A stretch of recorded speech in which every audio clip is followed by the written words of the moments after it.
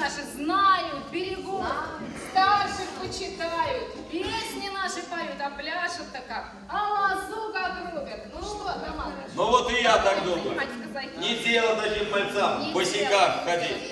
Пора Пора их и в казаки принимать. Самый мелкий в казаках. Ну раз во всем понравились эти мальцы, буду говорить свое атаманово слово. Нужно Тихо все! Атаман слово молвить будет. Итак, мальцы, казачьему роду нет переводу. Слава тебе, Господи, что мы казаки. Казаком мало родиться, казаком нужно стать. Казаком быть, родину любить. Так вот, дети мои, наказ наших предков, его должен знать и в сердце хранить каждый казак. И не просто хранить, а свято исполнять. А теперь повторяйте за мной слова нашей казачьей клятвы. Слава Уралу, батюшке, Иику Горынычу! Слава Уралу, батюшке, Иику Горынычу! Клянусь, что буду верным сыном матушки России. Клянусь, что буду верным сыном матушки России. Клянусь, что не подведу братьев своих казаков.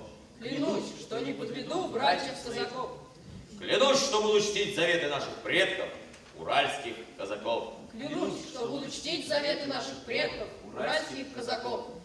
Ну что ж, отныне вы, казаки, запомните, не опозорьте плохим словом или дурным делом наш казачий род и нашу дорогую станицу.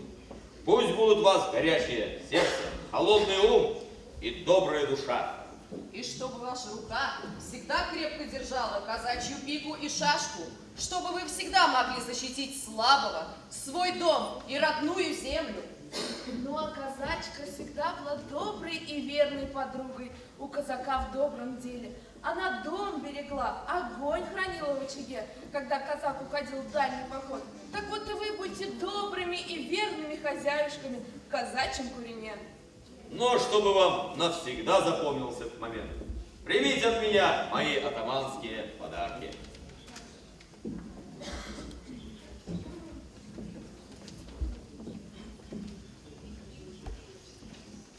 Ну что же, а на прощание давайте споем нашу казачью походную. А давай. Давай.